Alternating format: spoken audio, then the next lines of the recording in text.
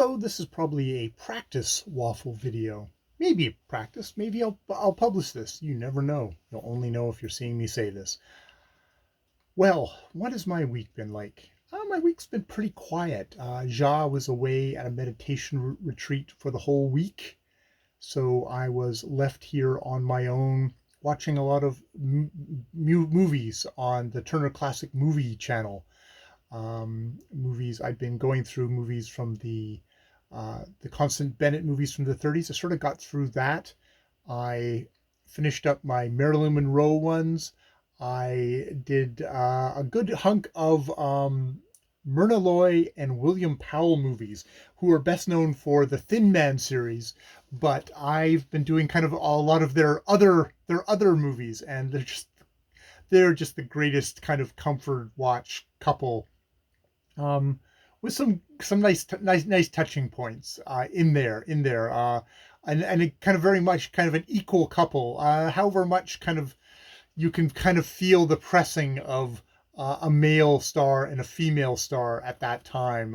Both do their best to somewhat subvert that while also kind of being inside it. It helps that they're doing comedies because that helps for a lot of a lot of straining against stuff you can of against gender roles in things. But it's not actually that. It's just having a good fun time with these people and these stars, these silver screen stars of yesterday, who are probably best known for their Thin Man's dog Asta in crossword puzzle clues today. I'm going to get to the Thin Man movies. I've done My Man, Our Man Godfrey, or already, which is one of William Powell's probably well-known things. But I really want to get to the Thin Man series and all the movies in that. That should be a lot of fun. Oh, I watched probably the. I started off this run of Humphrey Bogart with probably one of his top movies, which is The Treasure of the Sierra Madre, which like I've seen Casablanca, and Casablanca is obviously it's a it is a really good film. It is a classic film with like all the lines and everything in this. This has The Treasure of Sierra Madre has a classic line in it as well. But the thing that I most enjoy about this is just how terrible of a human being Humphrey Bogart plays in this. How terribly flawed. Like he's not a villain, but oh, he's just such a reprehensible, crappy human being, and that was so fun to watch. Especially you think about it in Hollywood, where they weren't really a big fan of showing their stars in unfavorable light. And oh, he for reports of him talking about this movie, he was super excited about it, and he was just like, "Oh, I get to play the worst shit ever," and he's just obviously was super happy about that and does a great job. It's a movie directed by John Huston, which I know him as an older man. He actually does a little cameo in his movie here. The other standout in this movie is his father, Walter Huston, who he cast to kind of be across from Humphrey Bogart, and Tim Holt, I believe, is the other fellow's name, and he does a really good job of playing uh, kind of humane, kind of somebody who's really aware of his place in the universe kind of character, and just does a really good job, and actually won an Academy Award as, I think, Best Supporting Actor for his role in this. It's just like, it is a delight. It is. Oh, it's a brutal movie in a lot of ways, but the laughter at the end is earned. So yeah, and I mean, and gorgeous black and white cinematography. This is like 1948 black and white. It's like, wow, it is gorgeous. It has a great soundtrack to it. Yeah, it's really running on all cylinders, as they might say. So yeah, that's been like kind of my highlights in movie watching. I watch all these first thing in the morning. I get up and I've been watching things in like little half an hour chunks in the mornings, which has been fun. And I don't get a lot of chance otherwise to watch TV. I'll watch TV on the weekend a bit, but I don't do it during the week. So that's been kind of a fun treat for myself this week. In reading, I am in the middle of sort of in the middle of two nonfiction books. I've got Secrets of the Flesh, the Life of Colette by Judith Thurman, which I've sort of let slide off to one side at the moment because it's like, okay, I want to get one of these nonfiction books just done, and so I'm focusing on like, comment, and subscribe. What is it? It's Inside YouTube's Chaotic Rise to World Domination by Mark Bergen, which does tell kind of the public facing story of YouTube, of the many ups and downs, a lot of downs of YouTube. But where it's most fascinating is Mark Bergen, a tech reporter for the Bloomberg website publication. I don't know which one it is. He was actually able to interview a lot of people inside of actual YouTube, either working there at the moment or former employees of YouTube. And a lot of that being, some of those being like kind of off the record. But he has a note of his sources at the end where he talks about how he got confirmations, and I have a feeling if he said anything really incorrect, the well-funded lawyers at YouTube and Google would come after him. And so it definitely is less of a kind of a cultural viewpoint of YouTube as much as it is an examination of YouTube as this business and the challenges and the goals of the company. I mean, the chief challenge has to be, there's just so much content on this thing, and the question of regulating it, and whether it's going to be the company that regulates it, which really did not want it, wanted this to be basically free, open, very much the American idea of free speech. All free speech is good, and even if it's hateful free speech, you give it the light of day so that it can be shrivel under sunlight. Give it more sunlight to shrivel it, which has definitely been a philosophy that has been challenged by the very existence of a place like YouTube and all the other social medias, because it seems like rather than shriveling really terrible ideas, the people who espouse them have clumped together and found greater power and greater ways to organize themselves under it.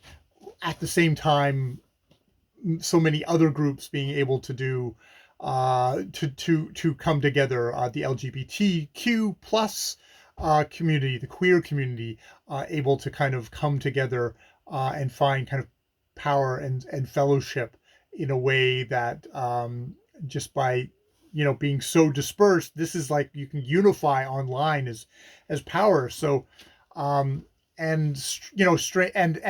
so there's that. There's YouTube that very much from the corporate sides, like they fear being regulated. They do not want government telling them what to do, and sort of as a result, kind of a la, I sort of look at it as a la like the movies or like comics, where the industry rushed in before government could take over and said, "Oh no, we'll censor ourselves." YouTube has done that, and they've done it in a way which, like with their parent company, it's not through.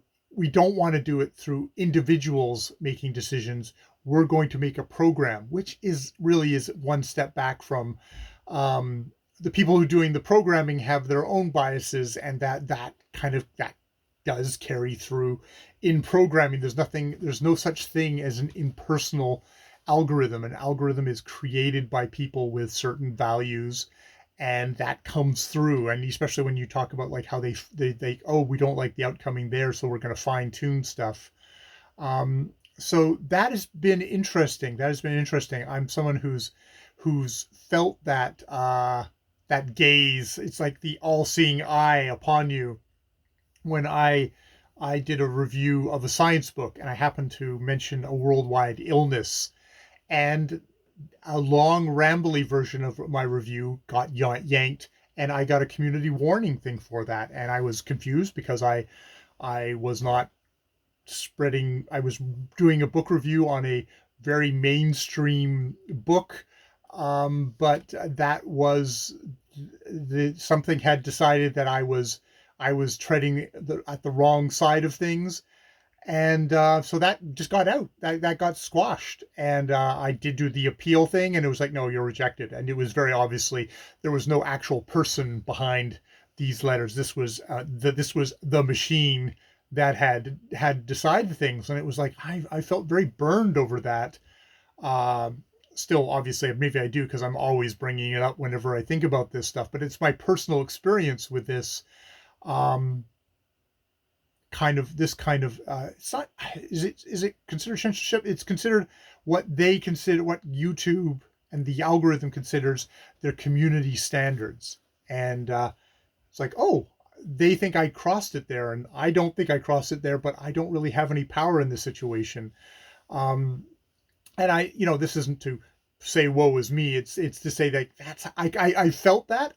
There's people that I know who are, they make a living. They're large creators who make livings, who are also very much at the mercy of this without what seems like very much appeal.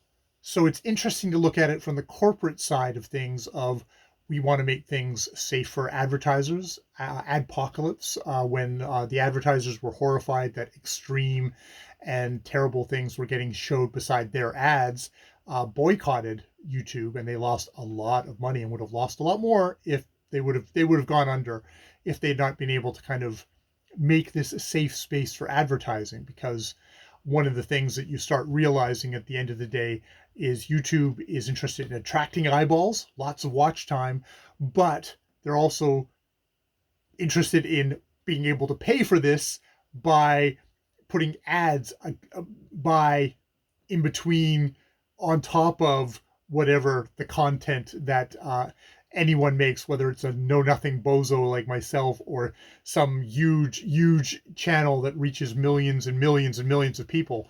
That's where they make money. That's the whole purpose of YouTube.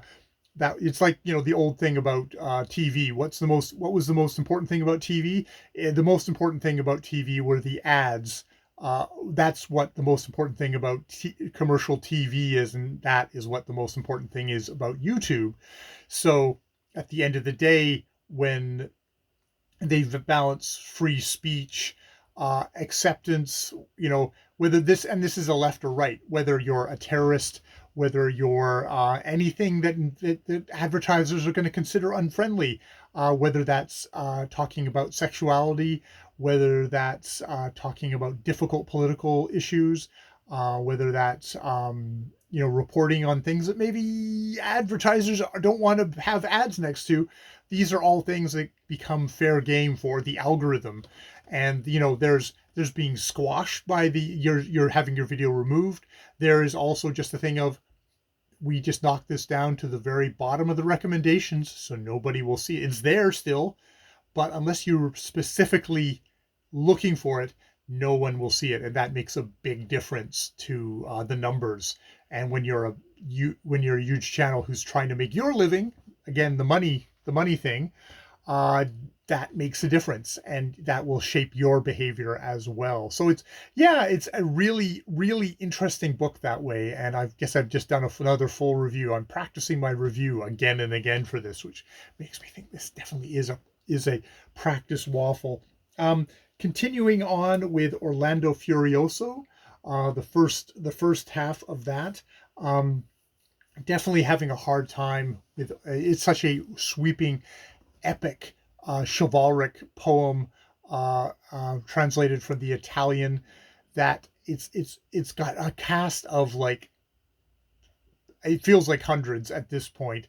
And you skip from story to story to story until you finally get back to a story earlier, and you're like, who is this?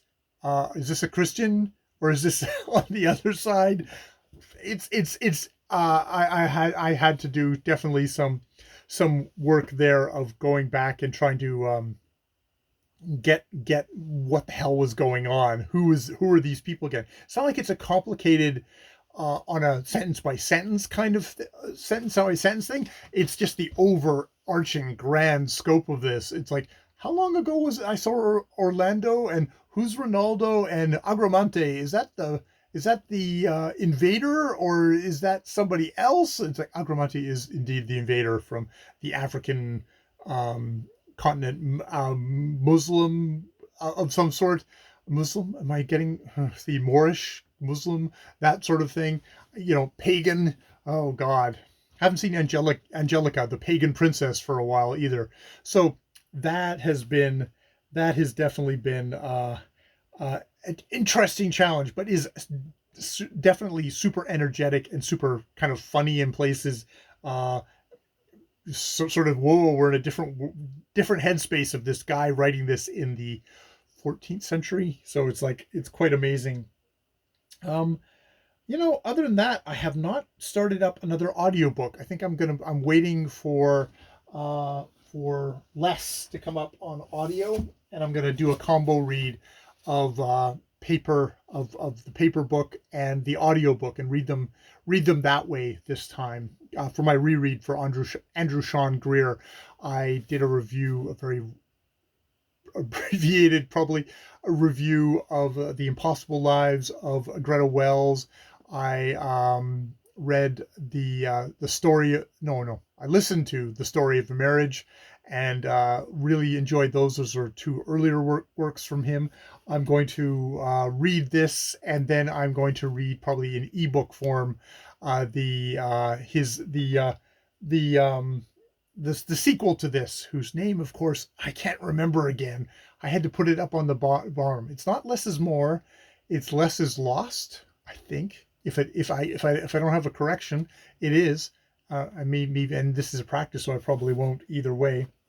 Um, I also just sort of picked up a bunch of books this week, just because, like, oh, they sounded interesting this week and last week. One of them is Status and Culture by W. David Marks, which is all about what kind of role status plays in our culture, and how that affects sort of the trends, the fashion, not only fashion trends, but how certain things will get adopted by our culture, and oftentimes that is because of its status signifier, I think. Which sounds like an interesting book, just kind of more of an overarching thing about how status is such an important thing in our world, and can affect our lives very materially that way. Um, I watched Juan Valencia, be whose channel Plagued by Visions. I dip into every once in a while. He is very much for the gritty, grotty, dirty, slimy extremes of human nature, extremes of pain and horror and filth, and just the sweetest, loveliest guy to listen to, and seems like the sweetest, loveliest guy just in general in person. Get interviewed by Book Pilled, at a bookstore where they met up, and had a really wonderful conversation. And Juan talked about a book that might be a kind of like, oh, that might be a way to get into horror a bit, and a bit into horror that isn't just sort of, not just, but like, I don't know how I feel about horror.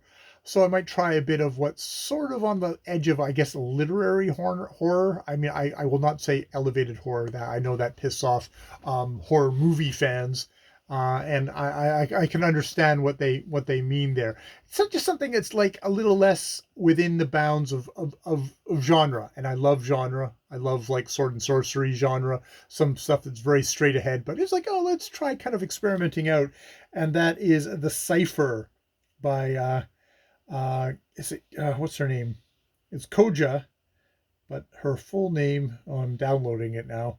I've got the sample here to just sort of see what I would think about it.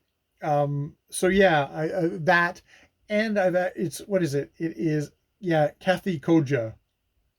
Her A classic award-winning horror novel is finally available as an ebook. So, and yeah, it was pretty cheap. It was like three or $4. So that was like a really good a really good thing to get.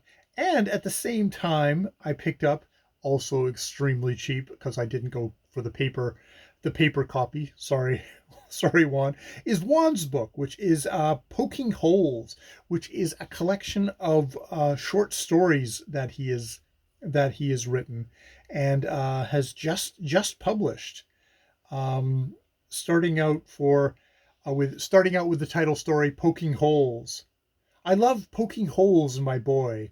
I love the feeling of his feet on the steps leading up to my door, like I could feel them on me, like a soft pitter-pattering across the hairs on my arm with the tips of his fingers.